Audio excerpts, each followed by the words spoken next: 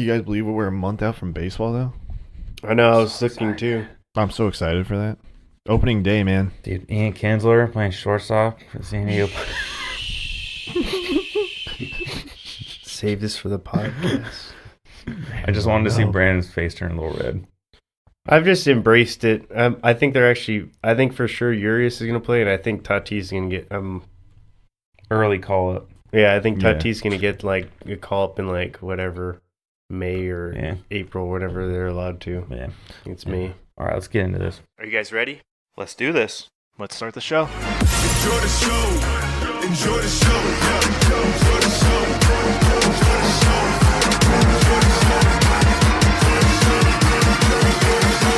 show. Lights, camera, action.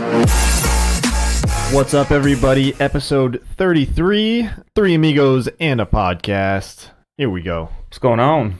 Yo. You know, we were recovering a little bit from the week prior. We went to Vegas, like you heard on our last episode, for Ryan's bachelor party. I would have to say I think we did pretty good. It was a very successful trip. That was a good trip. A good trip. I had fun. Like a lot of fun. Every day was good. 4 days is a lot. 4 days is a lot. I didn't realize it beforehand. I think it's just because we were so excited to go and do something. I knew it was going to be way too much because they say Vegas is 2 days. You never do more than 2 days. We did 4. We learned for the next doubled person. the amount you're supposed to do. I was happy I got that first day with you guys. We could go out, we could explore, we see what we're going to do. And then it was nice when Trevor got in there next. He'd never been to Vegas, so I was like, all right, let's go show him a little bit. Alex got there. He's like, let's go gamble. I mean, the first night we stayed up to like almost 3. The next night we stayed up till like 5. We seriously got so little sleep. It was like the first night we got like 3 hours because we had that tea time early. Well, that was the other thing when that killed us. Yeah, dude. Fuck. When the dads got there Saturday, and everybody like they were all like, "Let's go." I was like, "Dude, we gotta like chill out for a little bit. Like, I'm going to crash." Dude, when Trevor got there, that's the day I was like, I'm gonna crash. Dude, it was 6 hours of golf. Like, that was so long. I wanted nothing more than to go with you guys, but I was like, I'm not leaving this dude. And ultimately, it didn't even matter because I mean, we lost him anyway. Sorry, Bree, if you're listening, but we found him. All was good. His intro story though was fucking hilarious to Vegas. Dude, like him, yeah. It was amazing. It was, yeah. He's like, oh, I gotta finish my beer. Like, dude, it's not in a glass can. You could take what? Yeah, he was a kid in a candy shop for sure. Oh, for sure. He and I felt like for me, it kind of got me a little excited too because it was kind of like, you're right. This is Vegas. We got to enjoy this because you can't do this anywhere else. It re-pumped me up every time somebody else got there. Yeah. So yeah, we constantly had to keep it up because we didn't want to like bring other people down because definitely. See, there's no real turn down. It was so much fun. I love you guys. It was funny because Alex got in so late that night, and we were like, "Nah, dude, we're crashing tonight early." And Alex got in, and we still like. I don't know how we did that. And we still rallied. I don't know how we did that. I was halfway because I fell asleep. You know, when I came back up, it was like 9 or like something like that. Woke up again at 12. I was halfway expecting you guys to be out of the room, and I looked over, and you guys are still there, and I was like, "All right, cool."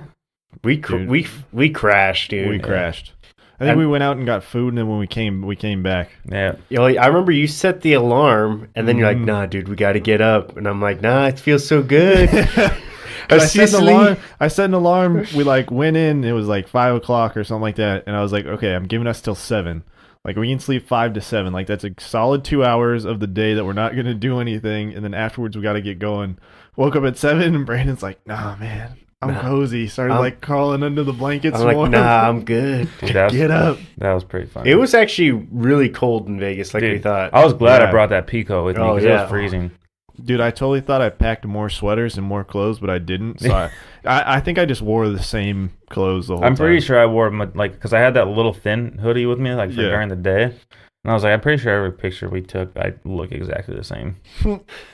It's exactly how I felt. It doesn't matter. Dude, Topgolf was sick though. Topgolf was super cool. Yeah. Those TVs were fucking huge, man. Oh yeah, dude, they were the size of like the whole, bigger than this whole wall. Oh yeah, way bigger than this wall. Yeah, it was. They're like the size of our backside of the house, dude. It was crazy. They were and wider. Huge. It was probably taller, wider. Yeah, They were I kept ginormous. like every time I would hit the ball, I'd walk back over to the TV, and my brother's like, "Why don't you watch it on?" I was like, "Because I could watch it on the huge one." Because I can. Between the two TVs, it was probably 100 yards. Or at least close to it. Because they had those TVs right next to one Maybe side. not. by 100 side. yards is a football field. I know. I don't think they were that big. They looked huge. They were massive. Well, because there was still that balcony to walk by, and I don't think that, you know what I mean? We were upstairs. I don't think that was 100 yards. It looked pretty big. I don't know. You'd It have was to get massive.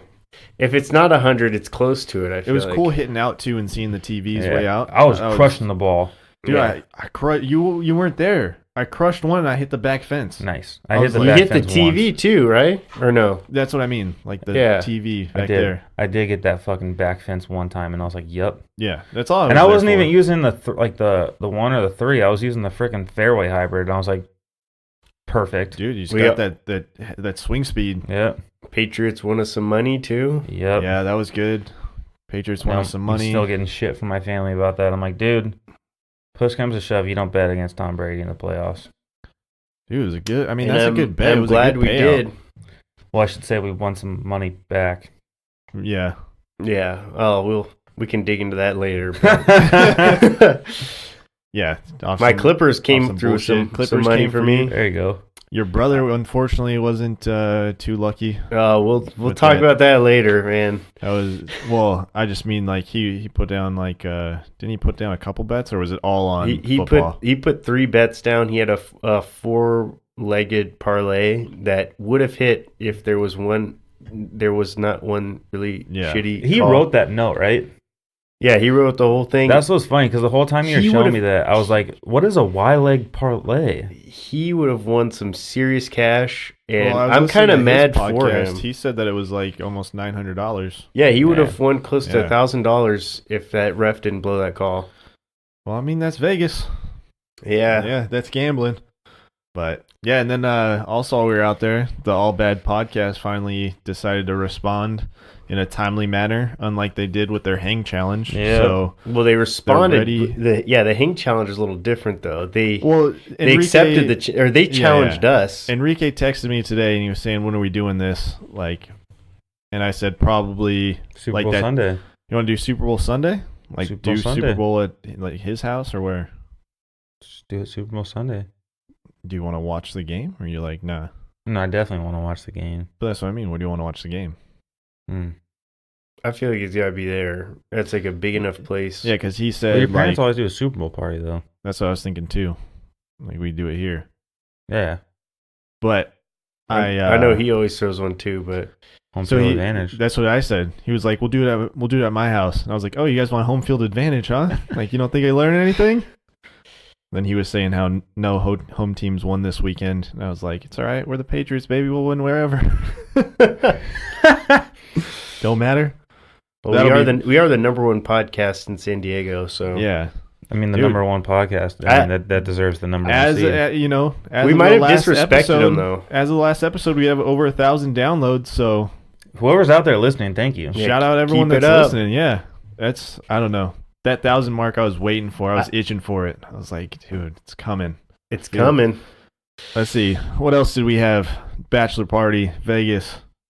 Anything else? I think Did that's forget pretty much anything? it. I We think don't want to got it all, huh? Well, we- incriminate anybody. We just spent 4 days, literally most of the time since we were off the podcast, we spent it in Vegas. So drinking. I know this sounds gross, but I do want to give a special shout out to Bud Light because it did save me a couple days.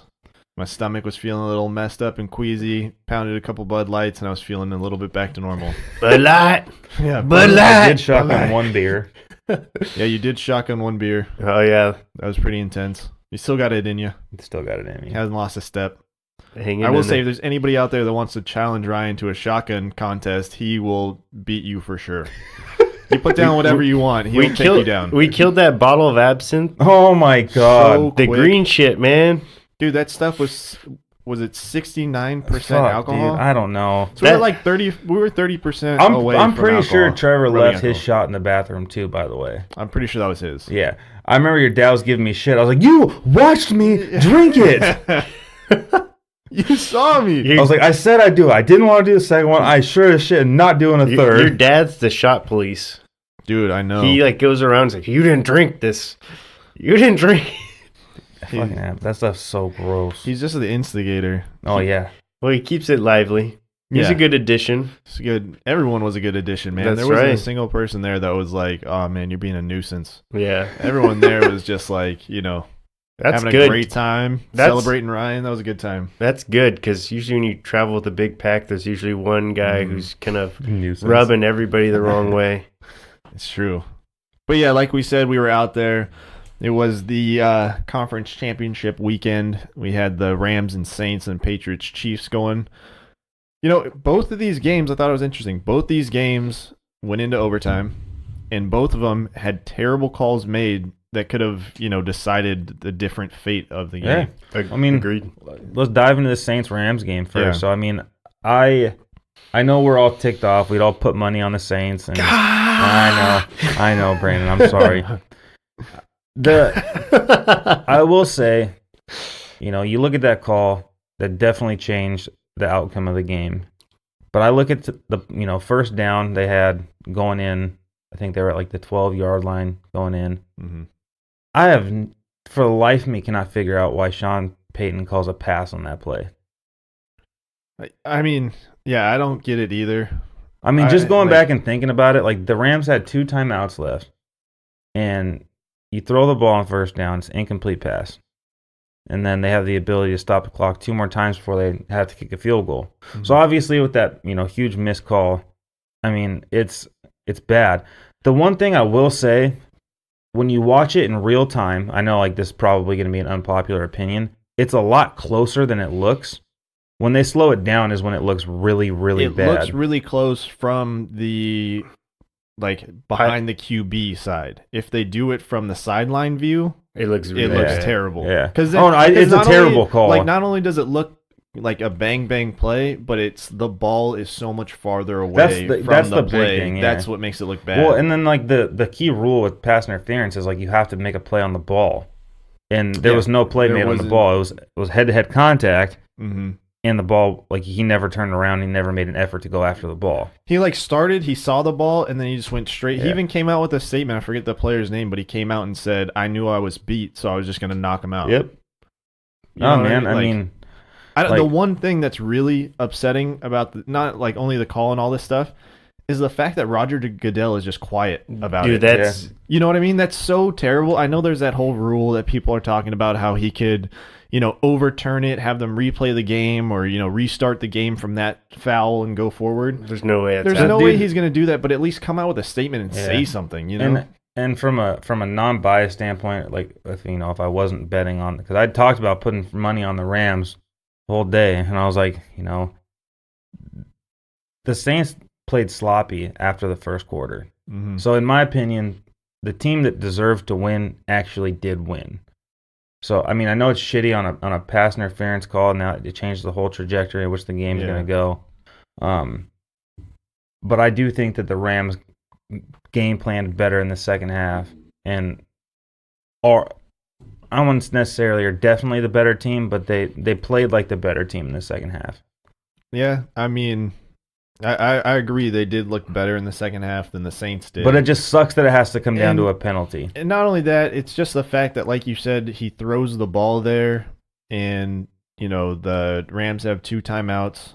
They have the possibility if you kick the field goal there, if it's what I mean. If it's but that's Sean Payton. He likes to catch everybody off guard, though. Yeah, but he's all about the element of surprise. If they don't get the first down there, if they don't get the call, whatever, they run the ball, they don't get it, they kick a field goal there. That's still 2 timeouts left with like a minute 12 left. Like that's plenty of time to go to get down the field. Yeah, so. my whole thing is like I'm all for like surprises and things, but that late in a playoff game that you have to win, you have to play the percentages, and the percentages say that you need to give as minimal amount of time to the other team to score in order for them, to come back. Yeah. And it didn't look like, that was what he was like, all right, well, we're just going to run our regular offense. It didn't look like he was thinking of what's going to happen next. And that's fine, a head coach perspective. I mean, you want to win how you're going to win. But, I mean, I don't think any other coach currently would have done the same thing. I mean, you watch the way that the Patriots ran down the field. I mean, obviously different running attack, but I mean, their whole thing is like we got to keep the ball to the other team's hands, and I mean the Rams' offense is very good, and you gave the ball right back to them. The Saints had their chance too in overtime. It's not like that call literally cost them the game. They still had their chance to win the game. I will say this: when a call goes against you like that, it's very hard to focus on what's going on. You're still thinking about that bad call. Well, and let's look at this. I mean, we're talking about a Saints team that last year was in a very close situation to make to the NFC Championship game with potential to make it to a Super Bowl if they were to win. Lost on that Minnesota miracle play. And then this year we have this controversy of, call, no call, the pass interference penalty. It's two shitty ways to lose. I mean, there's no good way to lose, but I mean, to leave everything up to question the way that team has played over the past couple of years, I mean, I would have loved to have seen Brady and Breeze go after it in the Super Bowl. But, I mean, there was no bad matchup across the board. These Chiefs and Rams would have pissed me off, but I mean, they're the four teams that belong there the most. So Definitely. But yeah, and then there was the other game that we were talking about. We all won some money back on the Patriots and Chiefs. I will say though, another call that could have been, that roughing the passer. So I looked at the passer. It was the interception. Okay, Tom Brady. Yeah, go ahead. And I'm not a Patriots fan by any means. I know we put money on them. I've talked my fair share of crap. Can't hate Tom Brady anymore. Won't hate him anymore. He's the greatest. He's the best. I understand the hate on both these calls again. I looked at Dean and I said, Tom Brady's got to be the only quarterback in the history of the NFL to get a roughing the passer call on him, and he's still on both feet. Yeah. But the roughing the passer play says they can't hit him in the head. And if the guy that threw the flag, it did look from that angle like the dude came up with his fist on his head. Yeah. So it sucks because he clearly didn't. But the guy that threw the flag, I mean... Yeah, it's about perspective. Yeah. Like, and then, from his view, it looked like it. So. Yeah, and then the offsides one, the dude was definitely offsides. Yeah. He was for sure offsides. They should have called the flag right when the freaking play That's blew. what I mean. Like, if he's lining up in the neutral zone, you snap the ball, the play's dead. Yeah. Well, no, the offsides one, like the play plays on. It's not Yeah, well, like unless he's got a clear path to the quarterback. Exactly, yeah. So it's a neutral zone infraction is they play the play through, the offense gets a free play essentially. But my problem was that they waited so long to throw the flag, and it was like he was clearly offsides. Yeah. You should have thrown the flag right when they snapped the ball. They didn't. It's just incredible. It looked bad. It did, and that was the thing. That's the decider. You know what I mean? mean? The Patriots ones to me, like they weren't bad calls. They just looked bad. Yeah.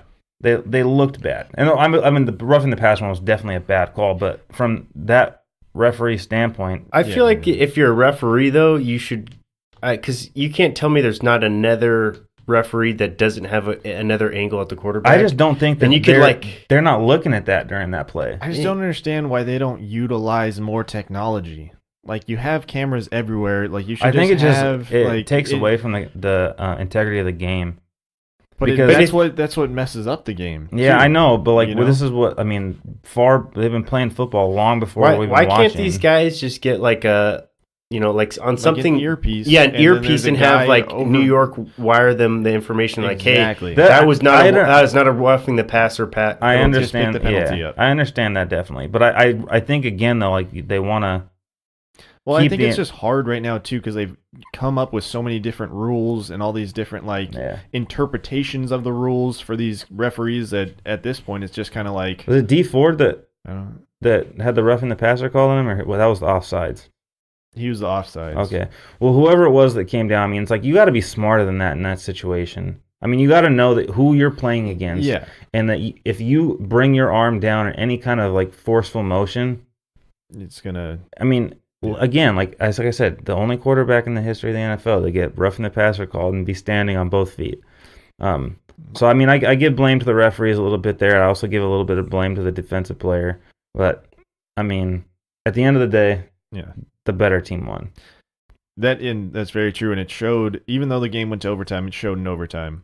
You know what I mean? Converting on third downs. Well, and then several times. Like 3 times Dude, in a row. Tom Brady still got it. I don't... Yeah. It doesn't make sense to me. I was telling Dean, I was like, this guy's dropping dimes. Mm-hmm. Those were not easy throws. He was putting it right on the numbers, only where the wide receiver is going to get Patrick Mahomes and Jared Goff statistically threw to the most wide open receivers this year. And it's easy to throw to a guy that's wide open. None of these dudes were wide open. No. Like, he had to, like, put the ball in a perfect – I mean, dude, I was impressed. That Gronk throw that he threw to, like, the one on the sideline? On the sideline? Yeah. He put that right in the his only chest. place that it could get caught. Yeah. It was like a dime, just a raindrop came right down. It was just like, boom. And, like, we as, like, I mean – you either live in New England or you hate Tom Brady. That's basically how it works. I mean, yeah. I'm warming up to him now because I can't hate the fact that this dude is the greatest. And the more that I watch him play, I mean, it's very apparent he's still got it, and everybody's riding him off. And I think that's the part that still blows my mind is people are like, oh, you know, it's the Patriots. He's getting old, and it's like, does he look old? Dude, I think that's the only way he keeps going, though, is if people keep talking crap like that. That fuels him. I bet you the day we stop questioning it is the day he drops off. Like, I mean, I've been loving this whole year watching him in his Instagram posts, like, hashtag still here. He became the biggest internet troll on the planet, and I fucking love it. Like, it's hilarious. I do, too. I was telling my sister, and she was Bad Boys thing. Yeah, she was getting mad at me, and I was like, how? Like, I can't hate this. Like, he is the underdog right now. They're riding him off. The dude's been to 8. At this point, he'd been to 8 Super Bowls. People were like, "Oh, well, you know, Tom Brady's going to lose to the Chargers. Oh, Tom Brady's going to lose to the Chiefs. Like, they can't keep this up." They did. He doesn't give a shit. Exactly. And it's like, cool, keep riding me off. Yeah, keep riding our team off. I know the three of us didn't think they were underdogs going into this game. I think we were smart enough to know. Statistically, like the advantage does go to home field, but I mean, as soon as that coin flip and the Patriots, I mean, I've been saying it all year. The Chiefs have one of the worst defenses in the NFL. And it showed because they did whatever they want with them. 3 huge third down conversions in overtime. You don't deserve to win. You don't. Yeah. And I've been listening to these people argue all week about how the NFL needs to change their overtime. And I get it. Like, people have been pissed off about this forever. Yeah. But in my opinion, I love defense.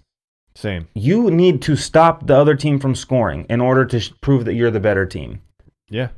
I'm tired of this argument of like, oh, well, they had never got an opportunity. No, they did. It's a team sport. Yeah. I was going to ask you guys that. So, like, with all the talk, because it's been everywhere, with 2 overtime games in the postseason, people saying, both offenses should get a chance at the ball. Obviously, in the Saints and the Rams game, that did happen with the interception. But in the Patriots game, I don't think so either. I don't like it. I honestly don't. And I think that it's even gotten more fair with the fact that it's a field goal doesn't win it. Yes. I think that that's fair. Because especially with these field goals that they're kicking now like 60-yarders. It's harder to score a touchdown. So you only can afford to give up like 30 yards, 40 yards before they're in range. The only other alternative that I see to it is a 10-minute quarter, 10-0. Like, you're playing it all the way through. Wait, what do you mean? So, like, if the Patriots like an additional quarter, just a quarter, just like they do in NBA or like just like in baseball, how you play a full extra inning. Mm-hmm. That's the only alternative. But we're talking about, whoever gets the ball, they can hang on to the ball for that. Well, and not just that, but we're talking about player safety again. So like. It is.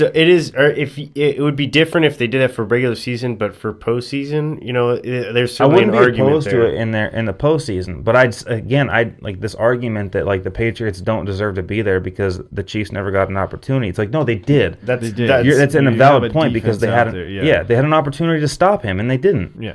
They had 3 third and 10s. You swap that, I'm pretty sure the Patriots are going to be holding you to at a field goal at least a field goal. Yeah. I feel like the Patriots had a serviceable defense, and I felt like the Chiefs they relied on their offense all season. And Tom Brady turned the ball over a couple times, which led to the Chiefs scoring. Mm-hmm. I mean, dude, as soon as that coin flipped, you knew it was game over. Like you can't give Belichick and you can't give Brady more opportunities to score.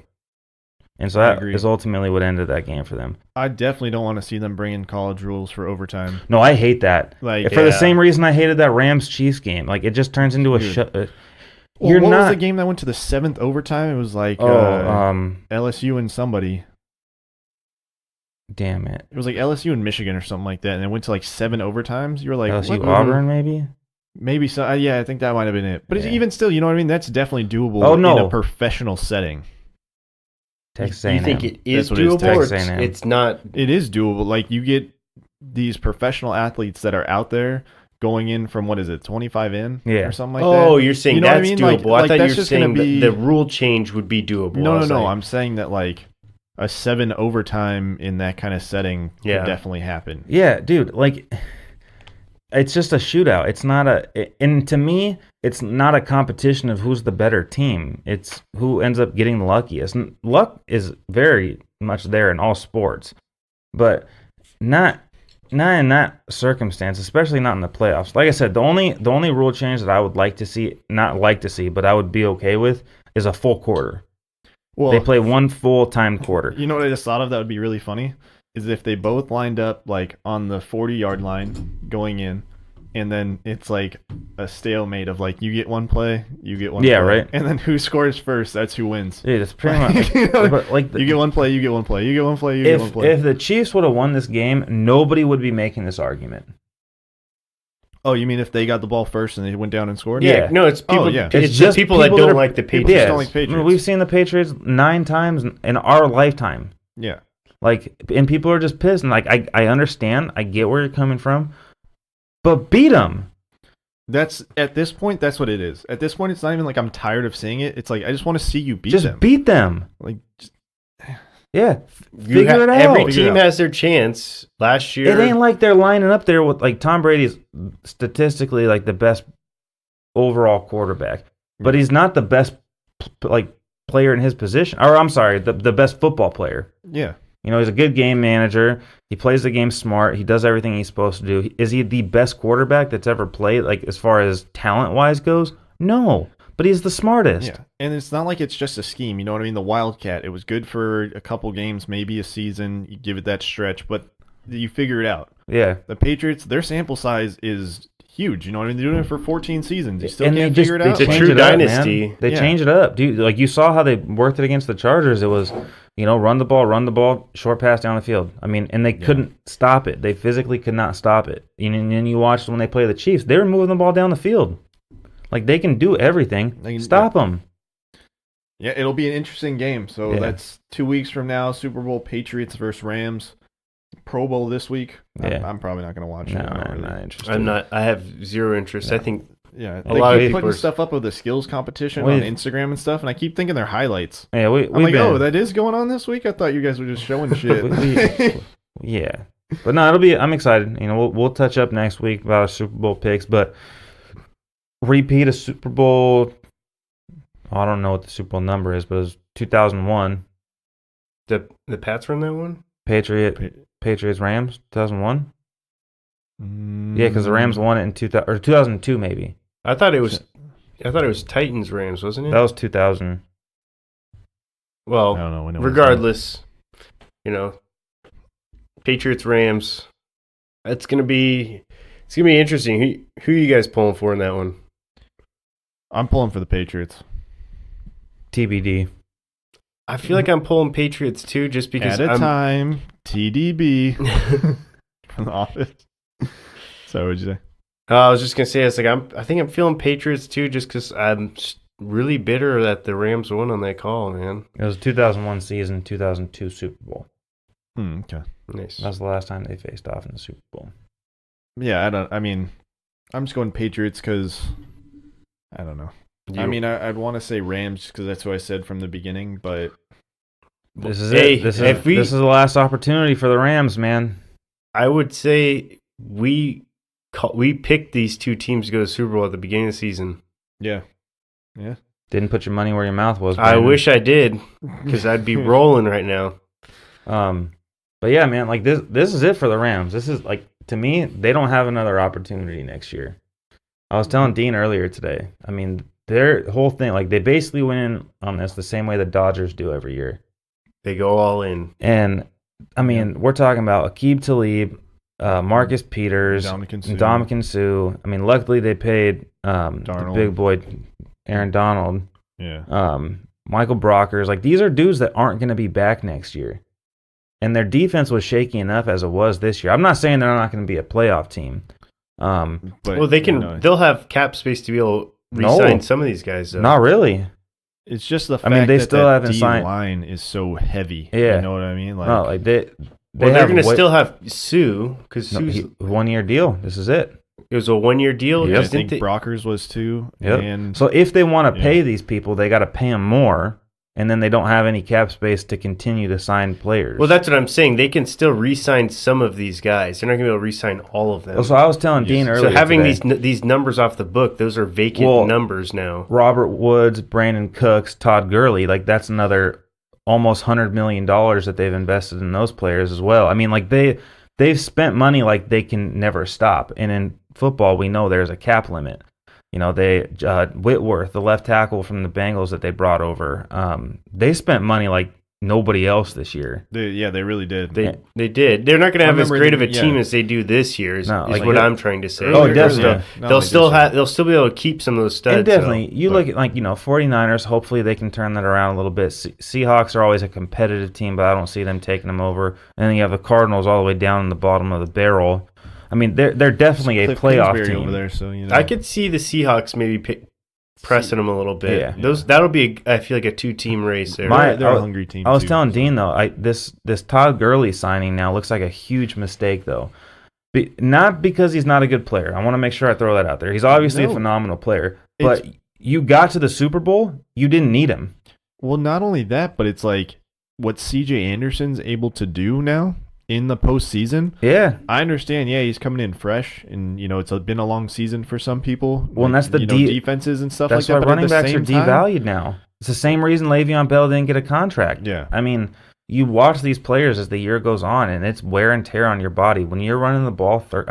Dude, they gave this guy the ball 30, 40 times a game. Well, you look at 2 of the 4 teams do running back by committee. Actually, I guess 3. I guess you're counting the Chiefs now, just because their hand was forced. But forced.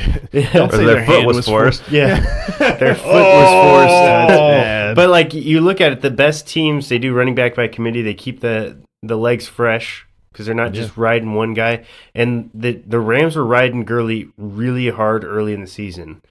Remember he was getting 10 to 15 targets on top of his 25 carry workload. Yeah, dude, that's what I mean. It was damn near 40 touches a game. Yeah. And that's what I mean. Taking nothing away from the player. Gurley is a phenomenal running back. Definitely an MVP candidate this year. But when push came to shove, they did not need him to win that game. And C.J. Anderson was the better back in that game. Yeah. I know he seems like he's gimpy for sure. And now look at this. You're gonna have to pay Jared Goff a ton of money. Because this is his 3rd year in the league. Mm-hmm. Now he's got a Super Bowl within his rookie contract, which is phenomenal. Yeah. I mean, the dude's going to cash out, and you've already spent all this money. You just gotta Not good moves to me. And that's you have to win. I'm not going to hate a team for going all in to get to the Super Bowl, though. No, that's what I mean. If the Rams win, then it worked. Congratulations. No, I don't think he's saying that he's going to hate him. He's just saying that this is your chance. Yeah. Oh yeah. I agree. This is your chance. If they don't do it now, if they don't win this year, dude, they're fucked. Yeah, your future. Is not I agree there. Yeah. This is their time to shine. Yeah, exactly. Yeah, long term, you don't really have a lot going for you. It's going to be hard to make some moves. Because that NFC, man, it is competitive. The Panthers, I know they finished the year very sloppy. They're a good team. Then you're looking at the Saints. Who knows what's going to happen with the Buccaneers next year? They started the year off Bears. hot. The Bears, the Packers. You can't sleep on freaking Aaron Rodgers. The Falcons are still putting the Falcons, dude. It is a scary ass conference. There is a lot more talented teams. You see a lot of guys, a lot of teams that just didn't perform this year, and they should be playoff caliber teams. Who are probably picking in the top 10. Yeah. Who are adding, a good amount of young controllable talent. In the AFC, you look at teams, the 6 teams that made the playoffs, that you can make an argument that the Titans were a good team this year. But the rest of that, it's 50 feet of crap after that. Yeah, that's definitely true. You have the Browns that are sneaking up on you. You have the Steelers. God knows what's going on there. The NFC is definitely the more superior of the conferences. So that's why I say, if completely agreeing with Brandon, if it pays out for you, good job. Yeah. I will never fault a team for going all into it. But in my opinion, it has to work out. And that's the thing, we've hated on the Dodgers because it hasn't worked. And so with this, if it works, very true. Congratulations. Well, at least they got to the Super Bowl. Well, I mean, we the could Dodgers be got like, to the World Series. Could 2 be years like in the a row. Padres go all in that one year, trade off all your prospects, and you don't even get close to sniffing the postseason. Yeah, I mean, they were already a playoff caliber team before they added all these dudes, though. Yeah, I know, but I'm just saying it's. I mean, the Padres, and it wasn't like a big, huge, like. It wasn't like they brought in a like, quarterback. Like, they brought in Marcus Peters and Dominican Sue and Aqib Talib. It was like, whoa. Like, that's. And remember, like, they had to trade away a bunch of stuff to get these guys as well. So, they don't have draft picks anymore. I mean, gotta win. Gotta win. They need it. Well, NFL wants it too. New team in LA. Oh yeah, championship. Raiders are still going to be the freaking favorite in LA. It doesn't matter. It's still ratings and stuff. It could just be if the Rams could stay good for a little bit and the Chargers could stay good for a little bit. It could be a fun little rivalry that they have going on there. And we'll see. But before we get out of NFL, I just want to give Larry Fitzgerald a shout out. I mean, what was that, 13 years or something 16. like that? I was looking. How many? 16. 16? I was looking at his numbers. There's no doubt this guy's a first ballot Hall of Famer. No, yeah. He is number 2 on the all-time receiving yards. He's probably not going to catch Jerry Rice, but you think about it, if he had a serviceable quarterback, this guy could be in the Jerry Rice discussion. Look at all the crap that he's played with in his career. His best quarterback was Kurt Warner, 8 years past his prime. Our boy Ryan Lindley, that was his quarterback for a couple of years too. And you just think about it, like you're wasting a Hall of Fame receiver. Me and Dean watched that dude, Ryan Lindley. We were doing chain gang at one of the football games. Our freshman year, and it was like basically a tune-up game for our varsity team. And Ryan Lindley, I think he threw for like 5 touchdowns in the first half, and I was like, this dude's gonna be good. And then he got to SDSU, and I was like, this dude isn't gonna be that good. But they were like, it was one of those situations though, like Blaine Gabbert, like Christian Ponders, like prototypical quarterback, 6'4", big arm. Let's draft him. He did not play like he was 6'4". That dude played small. The Cardinals just don't know how to draft a quarterback. No. You think about it, like Matt Leinart, remember him? And Matt Leinart, like, I mean, I'm a huge USC fan, and I was like, Matt Leinart's knees aren't going to last very long. Like, the dude wore 2 knee braces when he was a sophomore in college. Dude, that dude threw up so many ducks, man. I swear. He had no drive. I mean, I love Matt Leinart. Yeah, he had no drive from his legs. I get that, but it was just the fact that like this guy would throw like a post corner or something like that, and he'd put his whole might into it, and that thing would be coming 10 out. yards short. Yep, dude, I remember. But I mean, hopefully they hit it with Rosen. But my whole thing is like, you drafted Eli Manning. Like that's who you drafted. And Eli Manning would. You're saying Rosen's a similar. And Eli Manning won 2 Super Bowls, so I'm not saying. What you're saying. Yeah. Like, but it's a quarterback. It's a quarterback breed that is dying in the NFL. There's no such thing as pocket passers anymore. That's true. You have to be able to move around the pocket, and Rosen at least a little bit. Yeah, at least a little. Yeah, mobility, not the ability to run, but the ability to move around in the pocket to extend plays. Yeah, I definitely agree. Yeah, it'll be interesting. I mean, who knows? Who knows what they're gonna do over there? They'll be that first round pick in the draft. Yeah, number 1. Damn, dude, that was crazy though. When we were in Vegas, we got that thing that Larry Fitzgerald was golfing with President Obama. Oh yeah, got that hole in one. Oh yeah, that was pretty intense. What a day! Yeah, that's an amazing day. Jesus. Oh, I was just golfing with the president. I hit a hole in one. No big deal. That's right. Well, another big tenured person's also coming back in baseball, though. We have Ichiro signing that minor league deal. How many years is he? I thought he was 16. Ooh. He's been up there. Wow, he's another first ballot Hall of Famer, though. I mean, yeah. Speaking of the MLB Hall of Fame went in, which we should have totally added our show notes. I mean, we'll just add it now. Who cares? But yeah. 18 years. 18 this years? will be his 18th season. 18 years for Ichiro. That's crazy. He made his debut in April of 2001. But he's been playing... Oh, my gosh. Well, you look at his numbers, they're still not that bad. I just don't think he can play in the field anymore, really. And he was playing in China since 92. Yeah, oh, my God. Yeah, well, he came up. He played for. That's 27 years of baseball. You look at him; he's limber as shit. Like that guy. The dude's 45 years old. That's crazy. He's still going to be hanging in there. Holy shit. He's going to be a skeleton. He's got 3,000 hits, right? Oh, yeah. And so it's like... I think he got that a couple years ago even. That's what I'm saying. He's got 3,000 hits. He's got over 4,000 if you include the Japanese league. Yeah. He got a career 311 batting average. Like, dude, fuck you. That's pretty intense. Yeah, he's freaking good. He's good. Yeah, the Hall of Fame, man. Yeah, that was... First time ever. Dude, Mariano Rivera, 100%. That's pretty... All right. I will say this. I think Griffey should have been the first, but... I will say, I just think it's crazy that at one point even people were considering that closers shouldn't even be in the Hall of Fame. I know. And now you have, the first unanimous. Clearly the best, you know what I mean? Closer. Statistically the best closer in baseball ever to be the first. Deserves it, man. He definitely deserved it. So who we had? Roy Halladay. Roy Halladay, the late great. Mike Mussina, yeah. Edgar Martinez. Yeah. And I think that's it. And then Mariano Rivera. I'm happy that Edgar got in because I think it was his last year of eligibility, and the DH is now. It seems like the DH can finally get into the Hall of Fame now. So that's the only thing, right? Because you're eligible for 10 years, and if you don't get in those 10 years, you're just not allowed anymore. Well, this is what his numbers don't change to make him any better. It's all about who's coming in, though. No, but there were some good people that missed it. I understand maybe the whole steroid thing and all that stuff, but like Curt Schilling was left off. Well, this is the debate I tried to have with you the other day. They only are allowed a certain number of votes. So that's my problem with the voting process is there's good players that don't get in when they should get in. But you're saying that Edgar Martinez is better than Curt Schilling, Roger Clemens, Barry Bonds. I'm not saying that. No, I'm saying these guys... That's a different argument. If they're a Hall of Famer, they deserve to get in, is what I'm saying. And they shouldn't be restricted. There was a reason why Rivera's the first unanimous, and it's because guys don't want to spend all their votes on a guy that they know is going to get in anyways.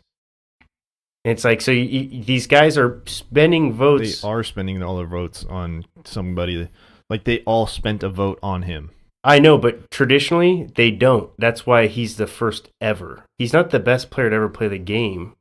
I understand. I mean, he's the best player to play the game at his position. That's the flaw with the system. But he was the best player available for me, personally. No, he is. I and agree, that's the reason why I'm not saying he doesn't deserve to be unanimous. I'm saying the reason why he's the first ever is because these voters only have a certain number of votes they can cast. Yeah. And that's my problem. They shouldn't be limited on the number of votes they should cast.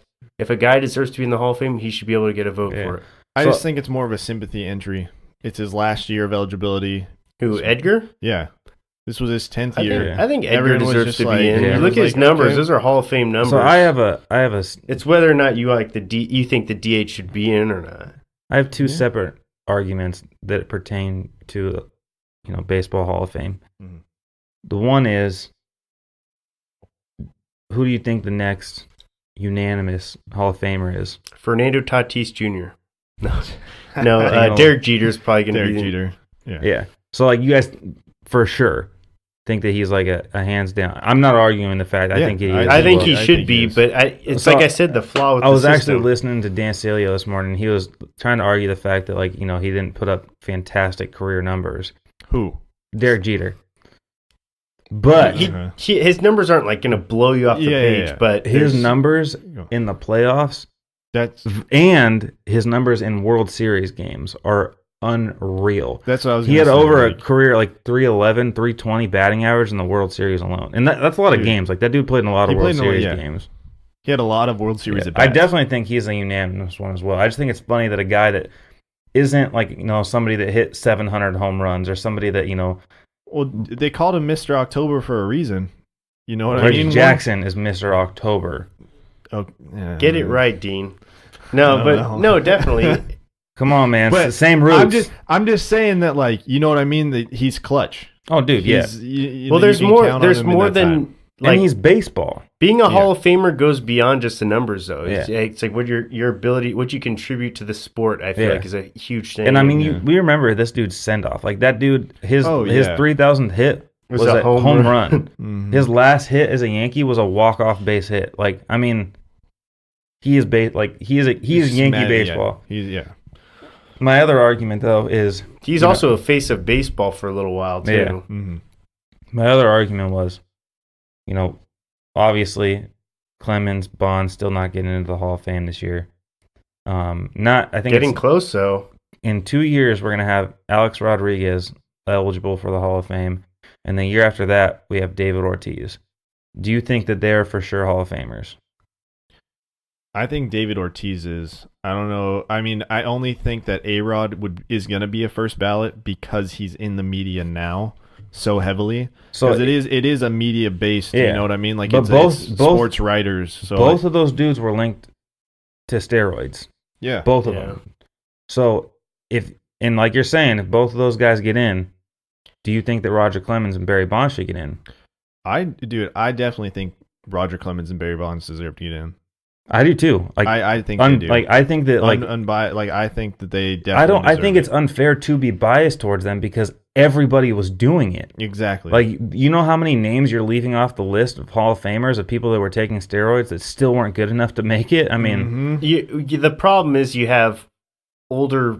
still have these old sports writers, baseball writers that are kind of stubborn in their way, and they're like, you cheated. It's on the principle. I don't think it's the older guys. I think it's the younger guys. I think because you always hear these. I don't know. Just me personally, you listen to things like it's both. It's like, do you consider like Buster Olney like an older guy? Is that your like? He's older, yeah. See, I consider him still like a somewhat younger, like speaking for the masses type of a person, and he even, you know what I mean? He's been saying that no, they don't deserve if you're on steroids, like blah blah blah. But I don't agree. So, I mean, that's why I don't think it's the older people. I think it's the people that are like the popularity now.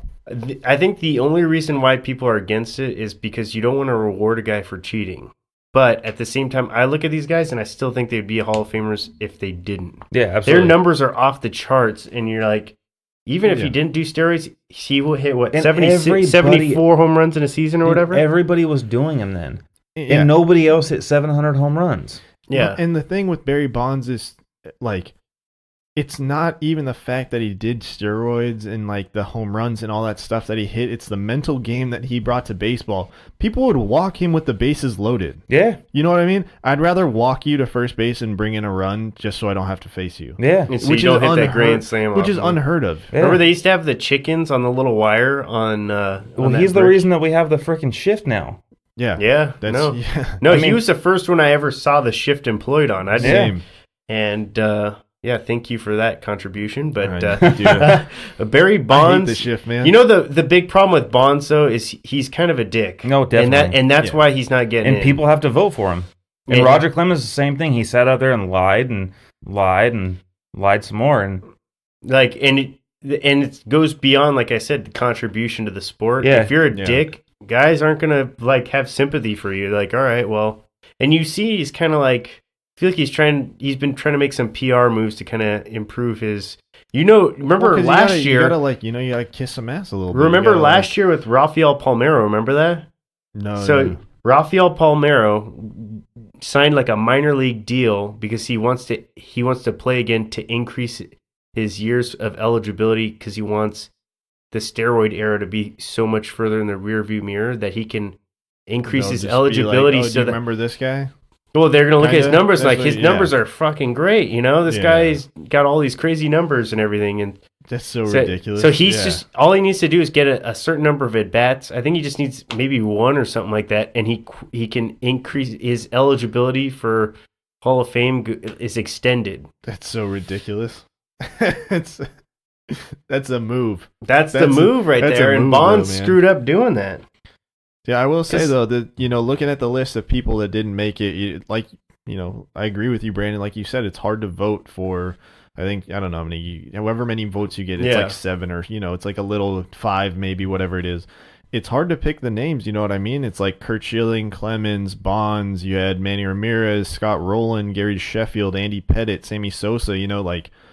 There's a lot of great names on this list that I don't know could be in the Hall of Fame. And maybe it's just because they were the people we grew up with, but still, I don't know. It'll be interesting. Schilling's gonna be in the Red Sox Hall of Fame for sure. There's no doubt there. Oh yeah, no doubt there. Yeah, bloody sock, man. That was crazy. But yeah, month out of baseball, like we were saying earlier. Excited. That's exciting. I'm getting ready Dude, for that. pumped. Right as football ends. Yep. And Need it. I honestly think that it's the podcast gods looking over us because a lot of these big moves could have been made during this postseason, and we wouldn't have been able to touch on it in depth as much as we'd want to. No, they're helping us out right now. So they're really helping us timing. out. Like right when the Super Bowl football ends. Yeah. We only have a couple, like you said, a couple weeks left until big names like Harper and Machado and Oh, definitely. you know. Well, we did have the Dodgers making a move today. AJ Pollock. I don't know what the deal was for. It was a really good deal. I was surprised. I think it was like 5 for $80 or something like Oh, that. shit. I know. Yeah, no, they it was 5 scored. years, That's I don't why. know how long. That's why I was like, damn, fucking Dodgers are playing it smart this year. But the dude's been hurt a lot. He does. That's the one thing I'll hold against the guy because otherwise he's pretty much like a. He had one All-Star year in like 2015, and he's I been feel hurt like every he's other a year. 300 hitter who's going to hit like 20 home runs a season. He's only hit 20 home runs twice in his career though, because he's been hurt. Doesn't have. Yeah, that's what I'm saying. If he can play healthy, but I mean, yeah. Yeah, so it's a 5-year deal for $60 million. Oh yeah, it's even Plus. better. yeah, $60 million that's. plus. So that means there's probably some bonuses. Yeah. and I don't know added about you in there. guys, but as a Padre fan, I'm seeing all these good deals. It's really like upsetting me. Well, Like, it's just like attainable deals. yeah, like we could sign these guys. That's AJ what I Pollock mean, could yeah. be playing for the Padres. Yeah, but right we now. don't need that dude. Our outfield's loaded. Exactly. Well, we hope it's loaded. Well, it's got depth. That's It's for got sure. depth. It's got depth, that's for Yeah. sure. They don't need to add another fucking hiccup out there. I don't like it. I think that the way Matt Kemp played last year and the way that Yasiel Puig, I mean, I know he's a head case and everything, but his stats are just as good, if not better, than AJ Pollock's. I think they lost here. I mean, you gave up a good pitcher and you gave up two, pretty good outfielders to get a player that you're hoping makes it through the year. Yeah, this won't be their last move, though. This is a chain of moves that's going to be set in place, though. Hey, you're not just looking at this as just a standstill. Plus, they have that hotshot prospect, Alex Verdugo, is going to get his call up. So, I mean, I think they'll be fine. It's the Dodgers. They Yeah, know I think what they're they'll doing. be fine because, like you say, it's the Dodgers. But I mean, they did get to a lot of Ryan's money. point, it was just like the deal, like, But like there was you a need- pitcher you that they Puig, gave up in that deal Kemp, as well. yeah, Was they Alex gave up- Wood?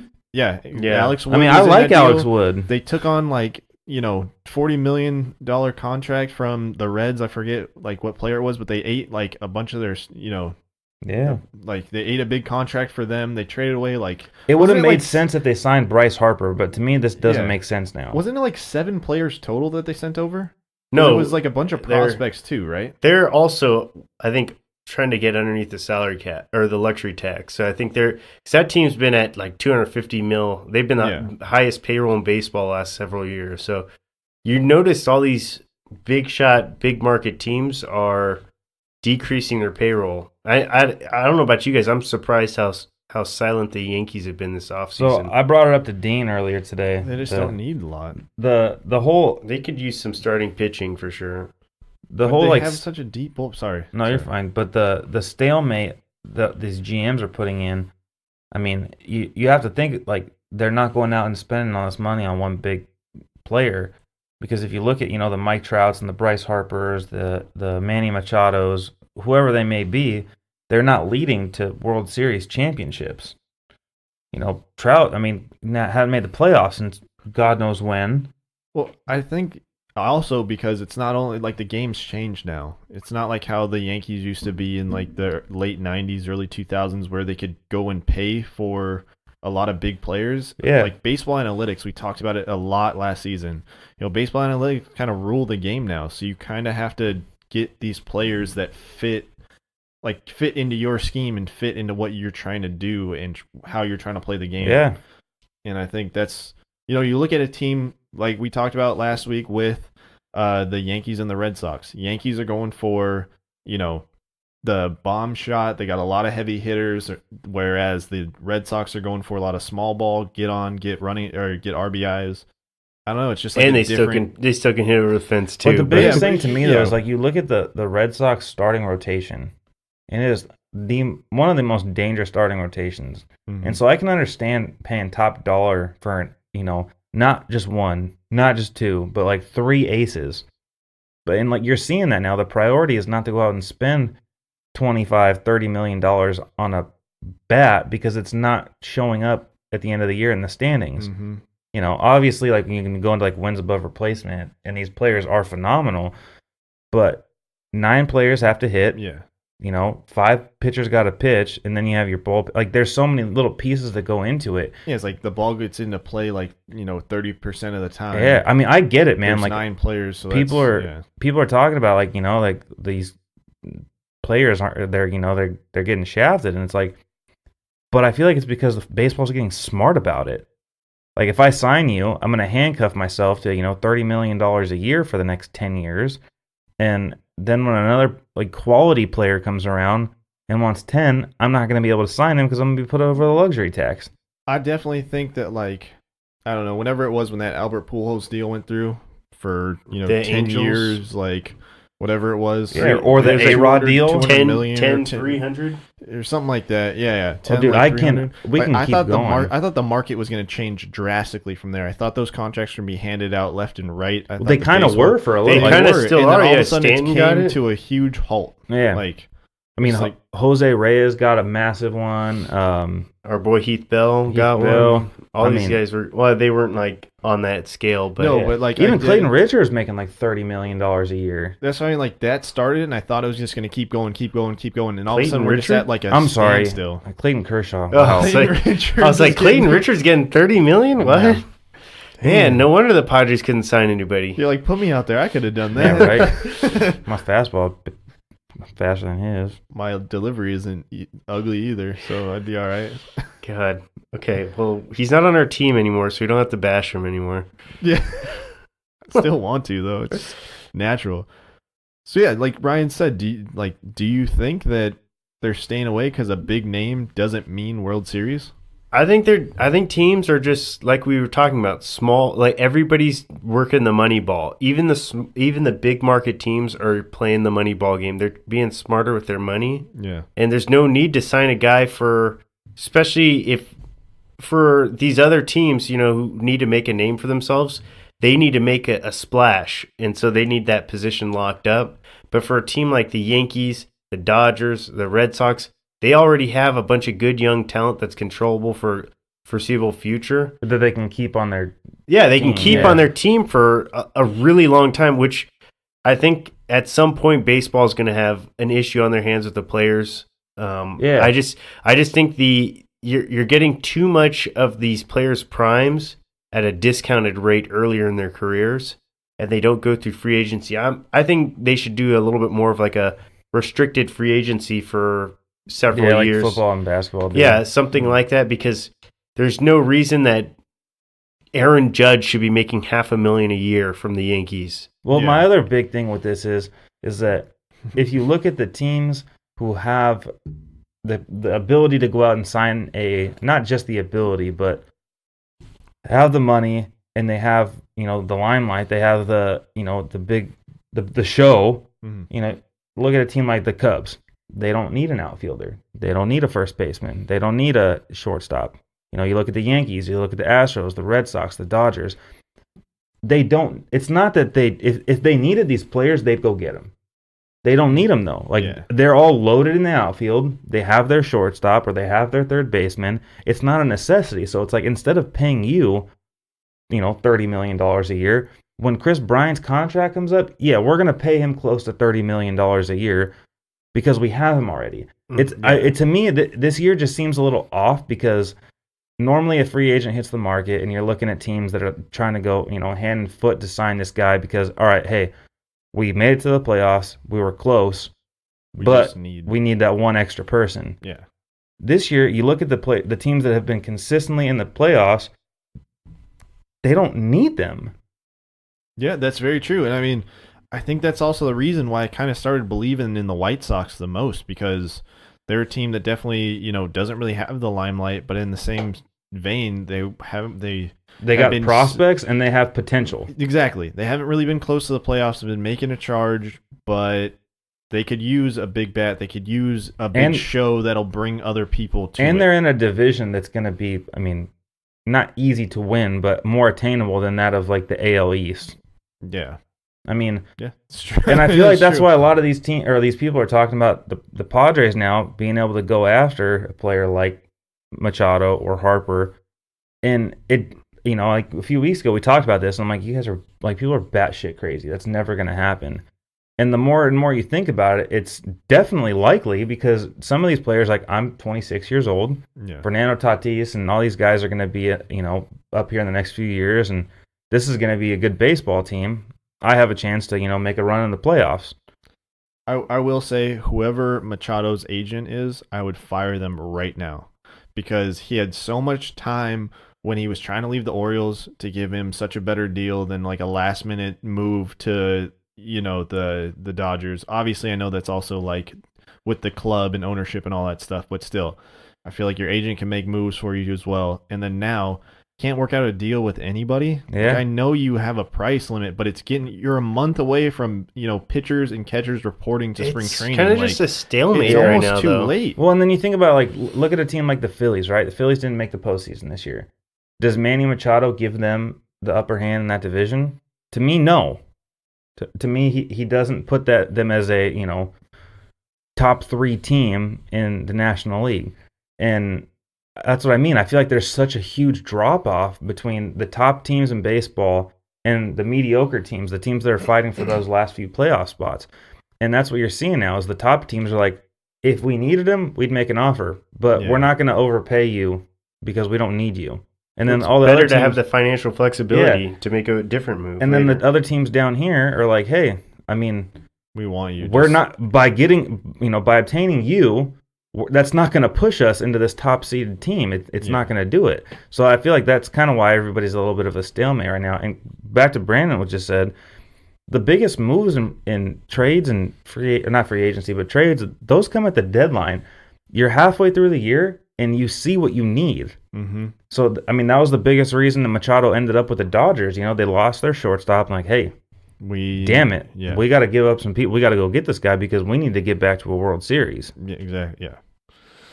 I don't know. It'll be interesting. I mean, I do like the fact that now, like you said, Ryan, that the Padres are kind of that dark horse, or that mystery team that could potentially be in this Harper Machado scenario.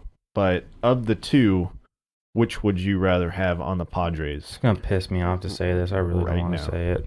I don't think we. Don't make me. I think we all are sharing the same thought process. We all want the douchebag that had cornrows in the World Series, the guy that's. And I'll be the first one out there Hustle. screaming his name when he's out there too. I mean, just saying. Oh yeah. No, we'll all sell out, and we'll probably all end up getting Machado jerseys because you'll be locked up for 10 to 11 years. And then it's like, fuck it. I guess we got it now. I guess I'm a Manny Machado fan now. I'll be telling Chad how much Baltimore is fucked up because they don't have Machado on their team anymore, and be like, I will say this: player. that dude, not a fan of the guy right now. That guy had some dirty play in the playoffs, and his mouth is just he's just shit just comes out of it. He's an idiot. I don't know, but he's a hell of a baseball player, and that's what I mean. Arguably, if he keeps this up if he keeps on the pace that he's on for the next 5 years, he's probably going to the Hall of Fame. Definitely. So the only thing is, right, like, obviously we want Machado over Harper, just in the sense of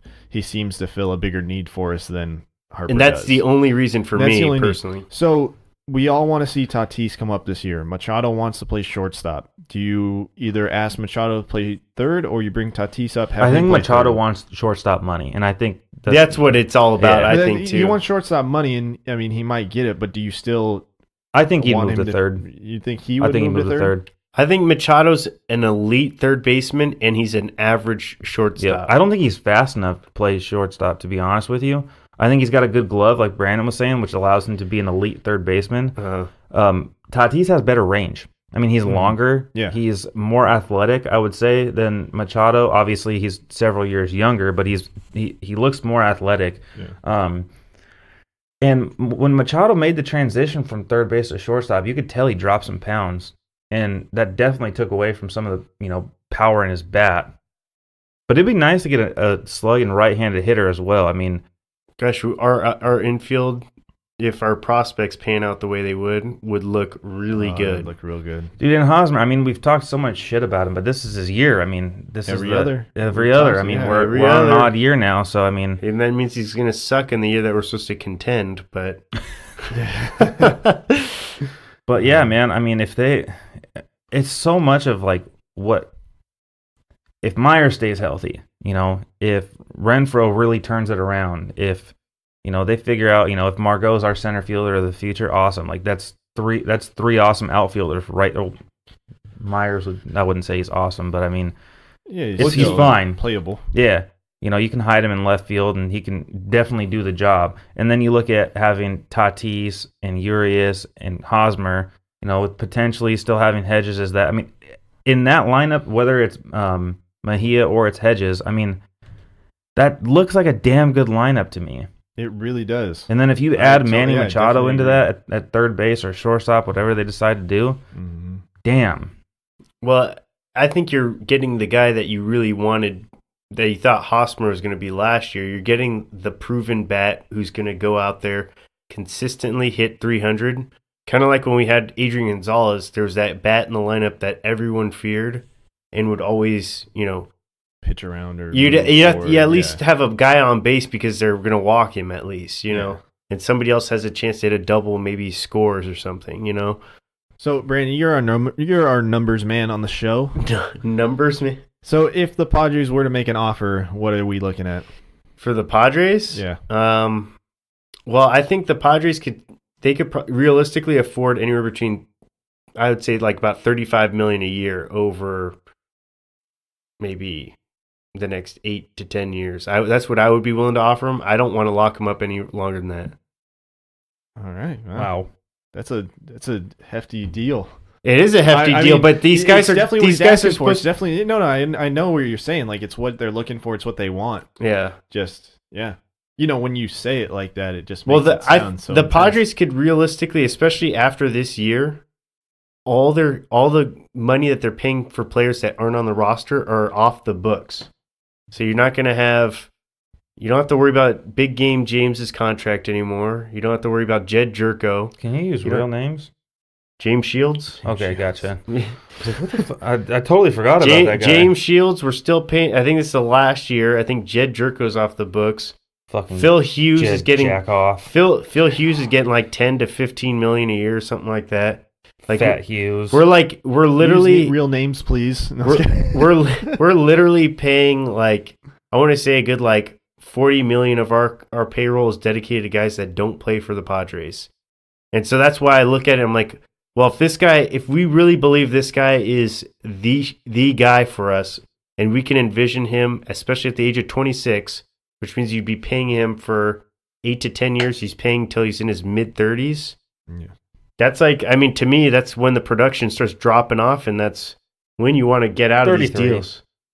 Yeah, well, those last couple of years, you're going to be like, I fucking hate this deal. But, I mean that's the part that sucks about these deals, but you're getting the guy. You still need it, yeah. And it's not, but my thing is they're not giving him 8 to 10 years when he's 28, 29, because those are the ones that have, like, destroyed teams. Yeah. Mm-hmm. No, he's young. He's proven. I will say this, I don't like the dude right now. No. And that's the main reason why I'm not jumping for joy that the Padres are tied to him. If but at the same time, I'll be fine with it. But at the same time, I'm not gonna, if he's wearing a Padre uniform, I'm gonna be fucking excited. Like I said, we'll be the first people there cheering. Yeah. So Manny, I love that guy. Yeah. My favorite player. I've always been a fan of Manny Machado. Love that dude. I think it's a great deal that the Padres got him for.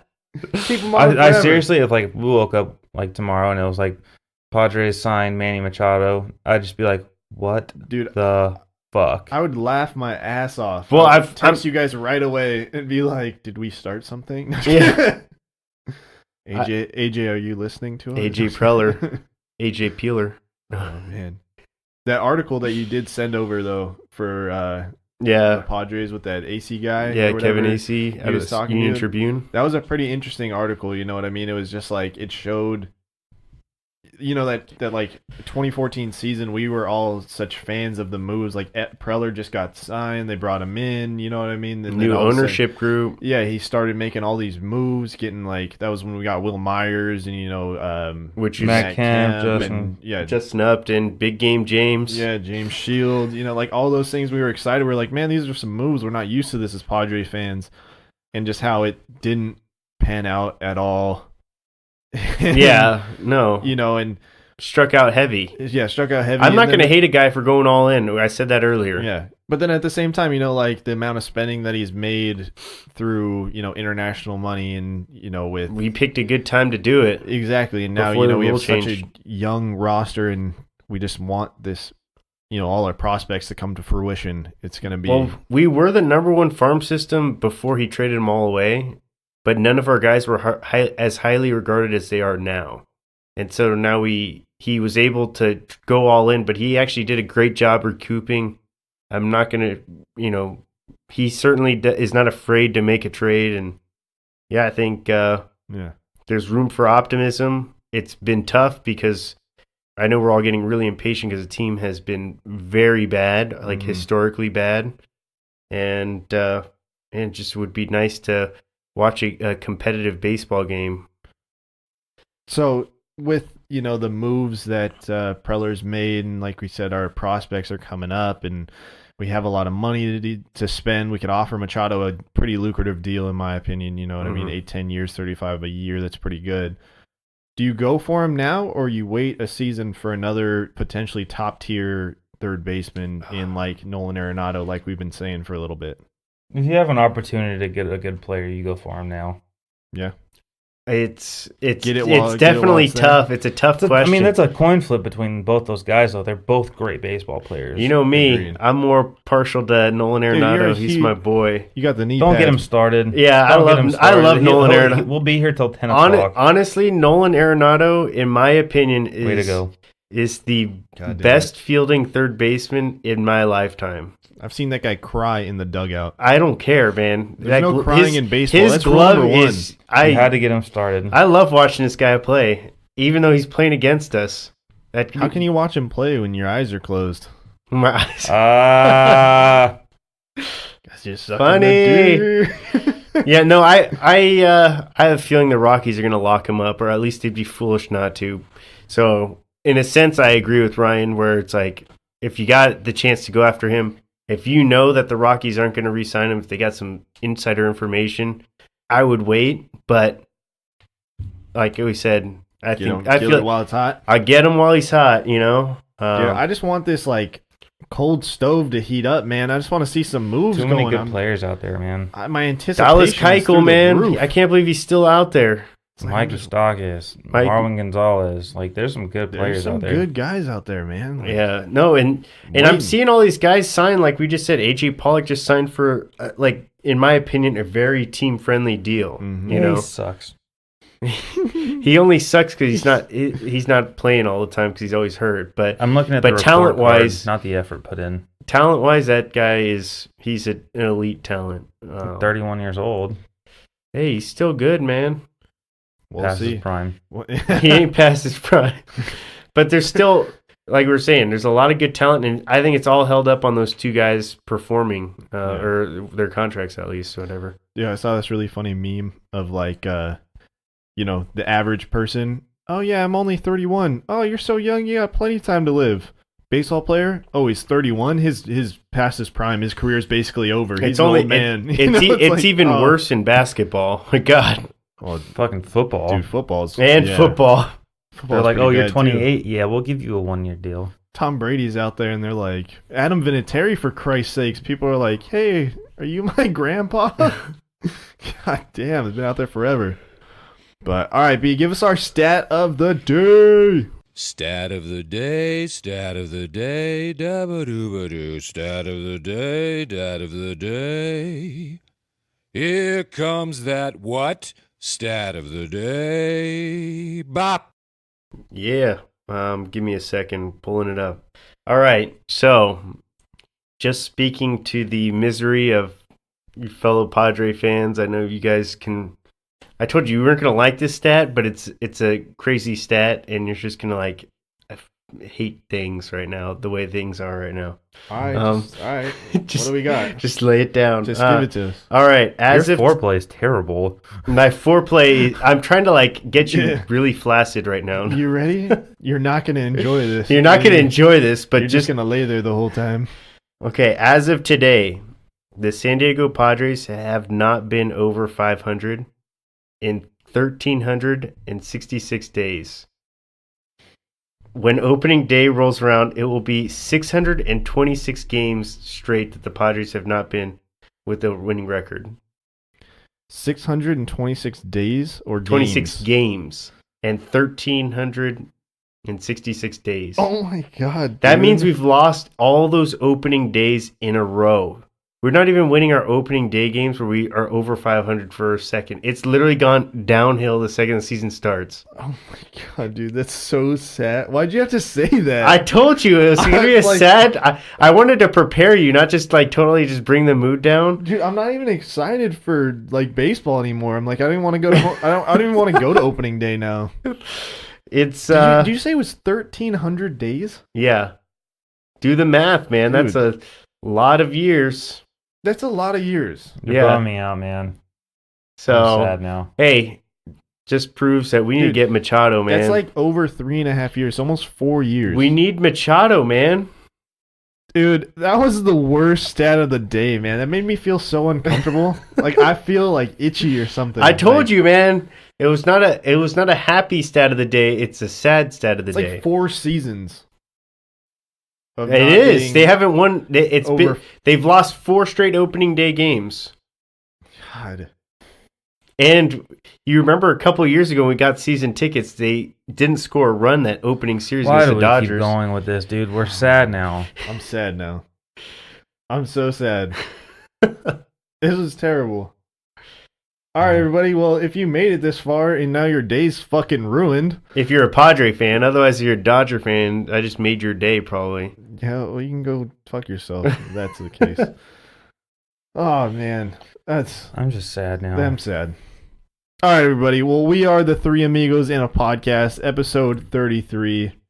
Dude, we're getting close to a full year. I will throw this out. This is like a little bit more of an upbeat stat, is the Padres right now, because they just Baseball America and Baseball Prospectus.